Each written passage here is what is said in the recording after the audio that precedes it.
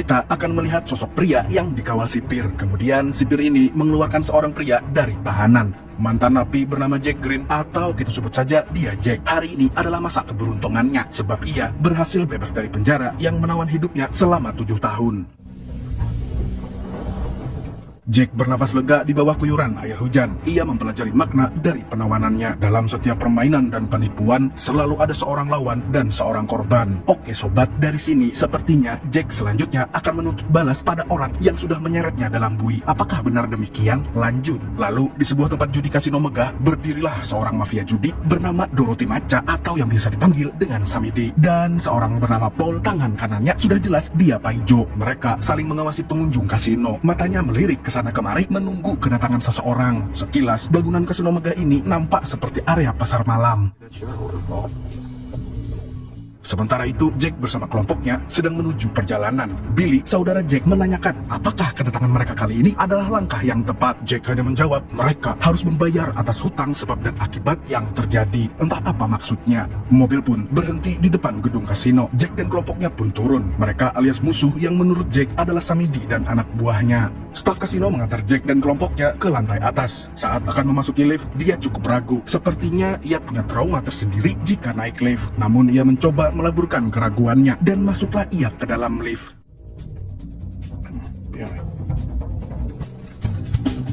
Mereka keluar dari lift, tapi ternyata staf hanya memperbolehkan 2 orang saja yang boleh bertemu dengan Samidi. Sisanya harus menunggu, sehingga Jack dan Billy yang menghampiri si Samidi. Pada saat yang sama, dengan entengnya Samidi mengusir lawan mainnya. Sambil mempersilahkan Jack untuk duduk, kemudian dengan gaya belagunya, Samidi berlagak kagum kepada Jack karena mampu melewati segala rintangan hidup yang ada. Samidi juga menanyakan apa arti kedatangan Jack, keuntungan apa yang akan ia peroleh. Menimpali Samidi, Jack tak banyak omong. Ia justru meminta Rade, orang yang duduk di sampingnya, untuk bermain. Walau pada saat itu ia sengaja kalah agar Samidi tetap menganggapnya lemah. Ia pun membayar Rade dengan sekoper berisikan dolar. Karena Samidi terus mengoceh, Jack menantang Samidi secara langsung. Di luar dugaan, justru Jack menang dalam tantangannya. Ia pun mendapatkan hadiah uang haram yang begitu banyak. Sementara Samidi terdiam kesal karena merasa malu dipermalukan di tempat umum.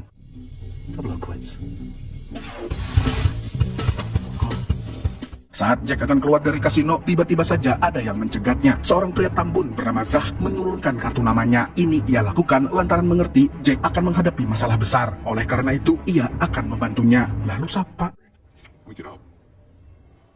Tepat di luar ruang kasino, Jack merasakan sakit yang amat dalam. Lalu tiba-tiba,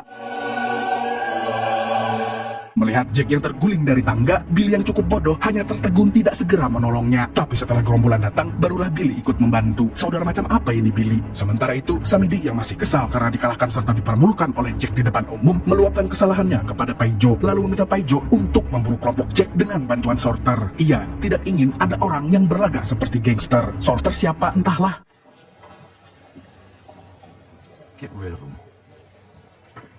Sementara Jack yang terjatuh langsung dibawa ke rumah sakit. Di sini dia diperiksa dan dilakukan cek darah. Untung saja ia lekas pulih dan diperbolehkan untuk pulang. Setelah pemeriksaan usai, ia bersama kelompoknya pulang ke rumah tanpa Billy. Ia tak sadar sudah ada yang memata-matai rumahnya. Lalu mata-mata itu meluncurkan tembakan ke segala arah dengan brutal, menewaskan semua anggota kelompoknya. Untung saja Jack dengan sigap menolongnya, lalu minta Jack untuk masuk ke dalam mobil. Mereka berdua lantas pergi segera meninggalkan rumah.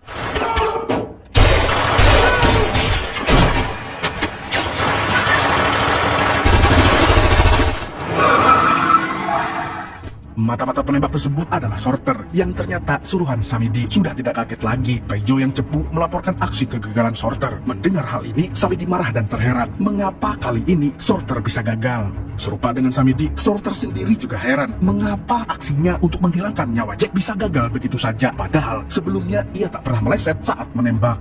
Jack membawa Jack yang selamat ke sebuah bar. Lalu Jack mengenalkan Jack kepada anggota gengnya yang bernama Avi. Nampak sekali jika Avi gemar bermain catur. Saat pertemuan berlangsung, menariknya Avi dan Jack berhasil mendapatkan hasil pemeriksaan medis Jack. Avi mengatakan bahwa Jack akan mati dalam kurun waktu 3 hari. Cukup menyedihkan. Jack terkena penyakit mematikan yang menyerang darah dan organnya. Jack pun hanya terdiam mendengar apa yang Avi katakan sambil mengamati berkas pemeriksaannya. Avi lalu berkata bahwa mereka sudah membantu menyelamatkan Jack secara cuma-cuma. Namun untuk bantuan selanjutnya tidak ada yang gratis. Maka dari itu, Avi menawarkan 2 syarat agar mereka mau membantu Jack. Dalam pikiran negatif Jack, ia merasa seperti diperalat. Namun Jack lagi-lagi hanya bisa terdiam. Jack pun mengatakan syarat yang pertama, Jack harus memberikan harta yang ia peroleh sekecil apapun itu pada geng Avi dan Jack. Syarat kedua, Jack harus mematuhi apapun yang diperintahkan oleh Jack tanpa membantah, termasuk menjawab apa saja pertanyaan yang terlontar dari mulut Jack. Every penny you have got, as we tell you, without argument.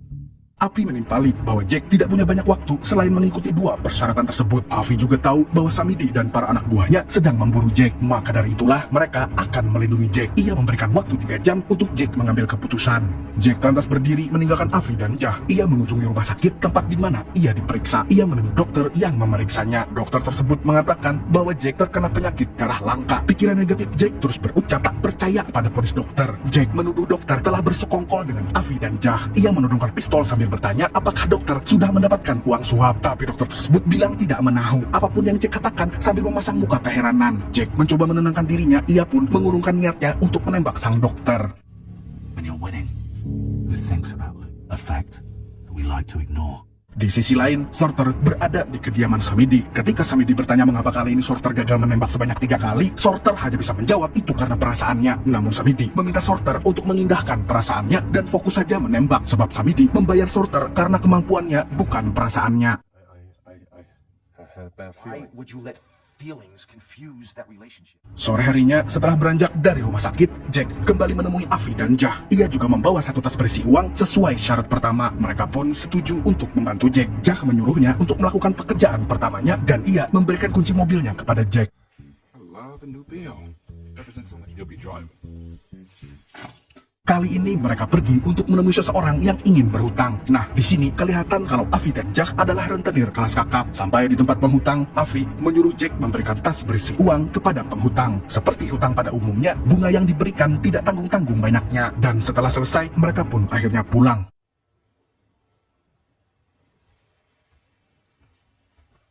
Di perjalanan pulang, Avi dan Jack bertanya tentang siapakah Samidi dan apa keterlibatan Jack dengan Samidi. Jack menjawab bahwa Samidi adalah mafia judi penuh kelicikan. Ia memiliki anak buah terkuat yang penurut namun bodoh, salah satunya yakni para tangan kanannya yang dikenal dengan para Edi. Samidi menguasai segala daerah dengan permainannya. Samidi juga memegang para pencuri terhebat, namun satu persatu dari mereka tumbang. Akhirnya, mereka meminta Jack terlibat. Awalnya Jack tidak sudi membantunya, namun setelah anak buah Samidi mengancam Billy dan putrinya, akhirnya Jack menyetujui untuk terlibat dalam permainannya.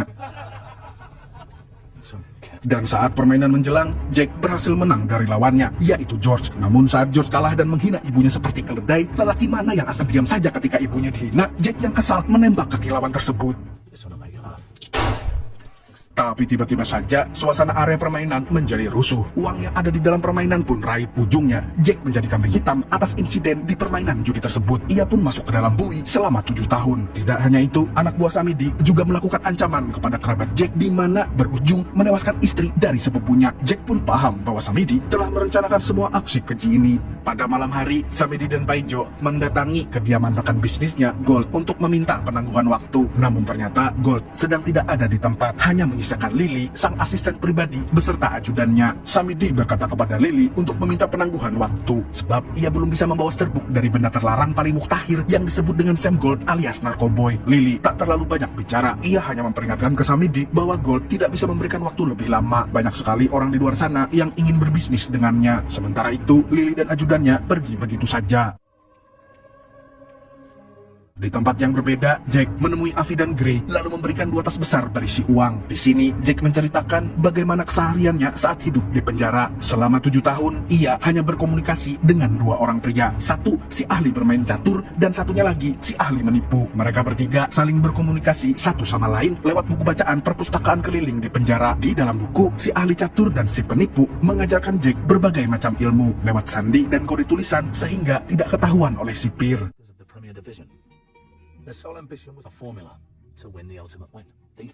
Jack memuji teman penjaranya yang sangat ulung dalam menipu. Mereka memiliki ambisi besar untuk melaksanakan penipuan, sebuah rumus untuk memenangkan permainan. Kedua teman napinya berjanji kepada Jack untuk membantunya, serta akan membersamai setiap langkah Jack. Janji itu mereka buktikan dengan cara mereka berhasil melarikan diri terlebih dahulu dari penjara, entah bagaimana caranya. Bahkan kepolisian tidak bisa melacak keberadaannya. Mereka menghilang seperti angin. Namun beruntung saja, 2 tahun setelah temannya menghilang, Jack berhasil bebas dari bui. No doubt them. Next day they were gone without a trace.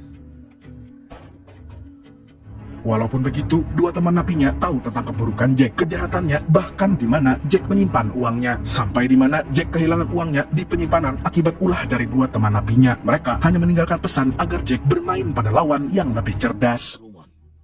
You only get smarter by playing the smart. Jack menyuruh Jack untuk melakukan misi selanjutnya. Jack menuju tempat kediaman penghutang yang ternyata dia adalah seorang nenek-nenek. Jack tidak bisa merampas satupun harta dari nenek tersebut. Ketika Jack menelponnya, Jack berkata tidak ada satupun barang yang bisa ia ambil karena di rumah tersebut hanya terdapat TV rusak dan seekor anjing. Walaupun Jack menyuruh Jack mengambilnya, namun tidak ada satupun yang ia rampas. Akhirnya Jack meminta Jack meninggalkan tempat itu. Then get your ass over here. Jack justru meninggalkan uang kepada si nenek. Siapa tahu uang tersebut akan membantu untuk melunasi hutangnya kepada Avi. Selanjutnya, ia pergi menuju ke kantor Horowitz untuk menagih hutang. Sementara Avi dan Jah melancarkan misinya untuk mencuri sekotak serbuk magic milik Samedi. Jack menyelinap menyusul Avi dan Jah. Saat Jack datang, Jah bertanya apa yang ia dapatkan dari nenek tua dan Horowitz. Jack dengan santai menjawab tidak mendapatkan apa-apa karena target mereka tidak memiliki apapun untuk dilunasi. Sehingga Jah membalasnya kalau Jack tidak berhasil menyita barang atau menagih hutangnya, maka Jacklah yang harus membayar. Jack pun tak masalah jika harus membayarnya. Sementara Avi terus memberikan dukungan terhadap Jack agar terbiasa dengan tindakannya. Setelah kotak wadah narkoba berhasil dikaitkan di truk besar, tembok pun ambrol. Misi mereka untuk mencuri serbuk terlarang berhasil. Sangat mudah bagi mereka untuk mencuri, karena tak ada satupun yang menjaga tempat penyimpanan serbuk magic itu. Sementara itu, Paijo melaporkan kejadian pembobolan gudang penyimpanan narkoboy kepada Samedi. Di sini, Samedi marah terhadap anak buahnya bagaimana bisa terjadi, termasuk menyalahkan Paijo. Samedi menyuruh Paijo untuk mencari narkoboy lagi dimanapun tempatnya, berapapun nilainya. Samedi tidak peduli, yang ia pedulikan, yang penting bisa mendapatkan serbuk itu. Or how much it costs. Just get it. Paijo memberikan solusi. Hanya ada satu cara untuk mendapatkan serbuk narkoboy Sam, yaitu membelinya lewat John, tidak pakai X7, sosok di balik perlombaan judi Asia. Tanpa berpikir panjang, Paijo dengan berani mendatangi markas John. Di sana, John seperti mengacuhkannya. Walaupun Paijo sudah menawarkan dengan harga yang berkali-kali lipat, namun ia belum juga mendapatkan jawaban atas tawarannya. Di sini, Paijo seperti kesulitan untuk mendapatkan persetujuan tawaran dari John.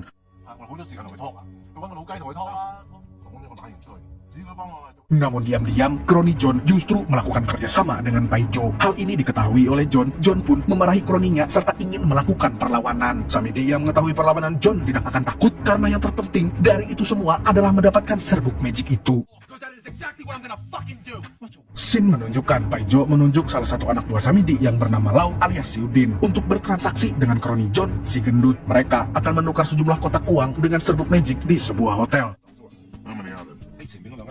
Sebelum aksi terjadi, Jack bersama kelompoknya, yakni Avi, Jah, dan satu orang perempuan menyelinap ke dalam hotel. Mereka berpura-pura menjadi petugas kebersihan, lalu mensabotase kamar yang akan digunakan untuk bertransaksi. Mereka melakukan aksinya lewat kamar yang berada di tengah-tengah antara kamar kroni John dan kamar si Udin. Dengan melubangi antar kamar, mereka menyemprotkan gas tidur, sehingga dari pihak kroni John maupun Udin sama-sama tertidur.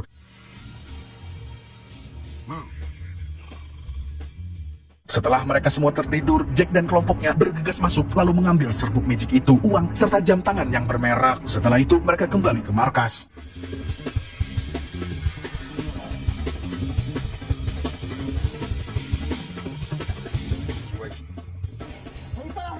Sekembalinya dari aksi sabotase, Jack dan Avi bermain catur. Mereka saling berbincang tentang strategi permainan. Menurut Jack, dalam permainan ada beberapa aturan, yakni pertama, dalam setiap permainan dan tipuan selalu ada lawan dan ada seorang korban. Pintar bermain dilakukan dengan bermain bersama lawan yang lebih pintar. Kedua, semakin mutakhir permainan, maka semakin mutakhir sang lawan. Jika lawan sangat bagus, maka ia akan menempatkan korbannya di area yang ia sukai. Semakin besar lingkungan, maka semakin besar untuk dikuasai. Saat lawan tertantang, maka investasi korban dan kecerdasannya dipertanyakan. How do you keep winning? Very simple. Find their weakness. Keesokan harinya, Jack diajak Avi dan Jah ke tempat kantor Horowitz untuk menagih hutang. Saat berada di Horowitz, Jack tiba-tiba mendapatkan telepon dari Billy. Billy meminta agar Jack menjauh dari Avi dan Jah, sebab mereka adalah kaki tangan Sam Gold. Sam Gold yang tidaklah nampak. Jack hanya terdiam mendengar apa yang Billy katakan di percakapan telepon. Jake, get out of there.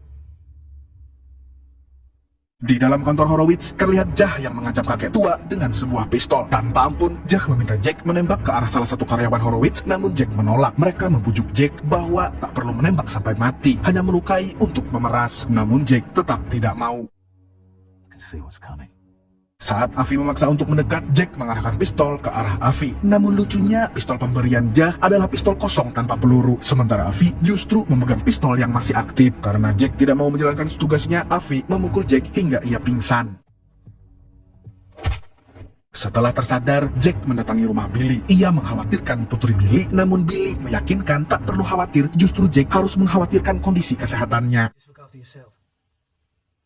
Setelah itu, Jack mendatangi dokter untuk kontrol kesehatannya. Sungguh mencengangkan, ternyata vonis pemeriksaan kesehatan sebelumnya itu salah total. Dari sini, Jack sadar bahwa semua yang terjadi padanya sudah direkayasa untuk membuktikan bagaimana kekuatan ketegasan dan keberaniannya. We have to assess our client. Hal ini terlihat pada saat Avi menembak karyawan Horowitz yang sebenarnya tembakan itu meleset. Lalu uang yang diberikan Jack kepada Avi dan gengnya sebenarnya sudah disumbangkan untuk nenek. Nenek tersebut sudah mempunyai uang. Namun sampai di sini Jack tidak pernah sadar. Justru Jack merasa bahwa ia sudah dipermainkan oleh Avi dan Jah. Very careful. Pada konflik batin yang memanas ini, Taijo melaporkan investigasinya kepada Samidi bahwa seluruh tindakan perampasan terkait narkoboy akibat ulah John. Hal ini semakin pelik, namun Samidi tetap menyuruh anak buahnya untuk menangkap Jack terlebih dahulu. Anak buah Samidi memburu Jack lengkap dengan berbagai persenjataan, namun Jack tetap berhasil lolos. Anehnya, salah satu anak buahnya malah mati akibat terkena tembakannya sendiri. Ya, senjata makan tuan.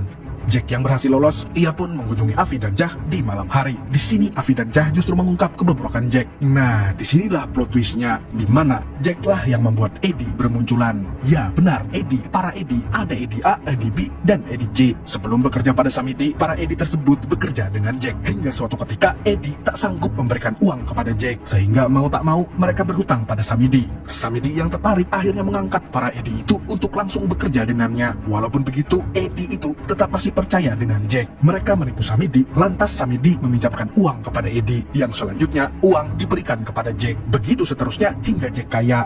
Jack menikmati uang dari para Eddie, sementara para Eddie berusaha terus berargumen bagaimana agar bisa membayar uang kepada Samidi, walaupun harus disiksa. Akhirnya, para Eddie tersebut mati di tangan Samidi lewat tangan kanan kesayangannya, yaitu Taijo. Dengan kata lain, di sini Mamang Jason Statham bisa membunuh orang hanya dengan kata-kata bijak. Di lain tempat, Samidi yang sedang makan malam bersama rekannya didatangi oleh salah satu anak buah yang sempat memburu Jack. Namun Samidi tidak mendapatkan hasil apapun, ia sempat kesal. Tiba-tiba Samidi terkena muncratan darah akibat peristiwa baku tembak. Namun di sisi lain, Samidi juga terluka akibat tembakan di tangannya. Beruntungnya Samidi masih selamat. Sedangkan mata-mata perempuan suruhan John yang menembak Samidi tertembak oleh Sorter. Samidi meminta Sorter untuk menghabisi nyawa anak buah John. Tanpa aba-aba, Sorter langsung tancap gas ke tempat anak buah John. Melihat kedatangan Sorter dengan senapannya, anak buah John yang sedang asyik bermain remi sangatlah kaget. Tanpa adanya perlawanan, membuat Sorter semakin cepat menghabisi nyawa mereka hanya dengan beberapa kali tembakan saja.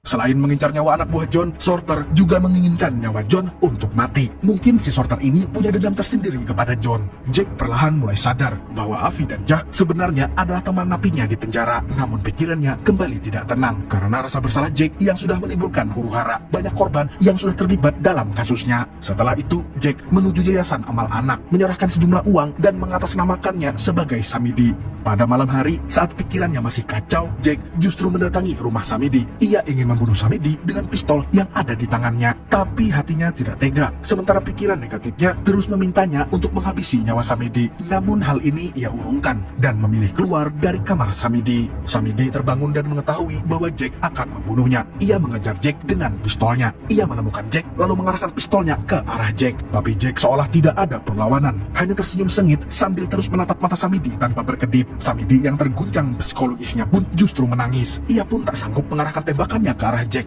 Lalu Jack pun pergi meninggalkan Samidi begitu saja. Hari pun berlalu. Keesokan paginya, Samidi masih terus memikirkan kejadian yang sudah lalu hingga Paijo memasuki ruangannya dan melaporkan bahwa John bersama kroninya sudah tewas. Kini tidak ada penghalang lagi untuk mencari serbuk narkoboy Sam. Paijo juga memberikan informasi tentang pemberi donasi ke yayasan anak atas nama Samidi.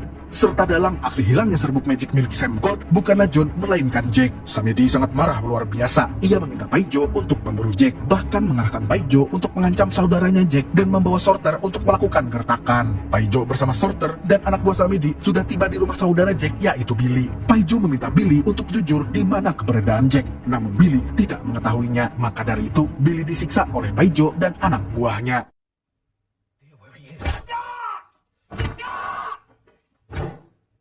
Saat Paijo akan menyiksa putri Billy, tiba-tiba saja Sorter berubah haluan karena ia tidak ingin melihat anak kecil terlibat dan menderita. Sorter menembaki seluruh anak buah yang ada hingga tewas.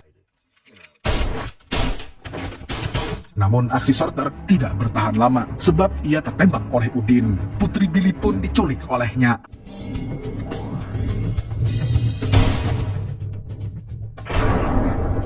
Sepertinya Afi dan Jah mengetahui bahwa Putri Billy ditawan oleh Samidi, sehingga ia merencanakan pertemuan Jack dan Samidi dengan membawa serbuk magic Sam Gold. Afi dan Jah menunggu Jack di lobi, sementara pengawal mengantarkan Jack kepada Samidi. Di akhir film, memperlihatkan Jack yang menenteng tas berisi serbuk Sam Gold. Tanpa menggunakan senjata apapun, Jack datang menantang Samidi. Ia juga melihat Rachel di samping Samidi yang menunduk ketakutan karena Samidi mengancam ingin menembaknya. Jack terus menatap Samidi tanpa berkedip. Lagi-lagi, tatapan Jack seolah menyihir psikologi Samidi hingga terganggu. Bukannya menembak Putri Billy atau Jack, Samidi justru menembak dirinya sendiri.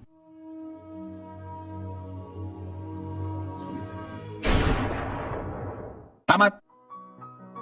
Kalau kita lihat dari IMDb-nya, film ini mempunyai rating 6. Sangat kecil sekelas film bioskop, tapi kalau saya ya 6,5 rating yang cukup pas karena film ini sebenarnya mudah ditebak, namun banyak hal yang belum terungkap seperti siapa Sam Gold maupun apa motif Afi dan Jah sebenarnya. Adapun pesan dari film ini adalah pentingnya keberanian dan keyakinan untuk melawan. Juga mengajarkan kita untuk selalu berkaca bahwanya tidak boleh merasa paling hebat, paling kaya seperti si Samidi bebal ini. Segitu dulu untuk hari ini. Saya Tobi mewakili orang-orang yang gak berani nembak duluan, nembak gebetannya, mengucapkan sampai jumpa di video selanjutnya.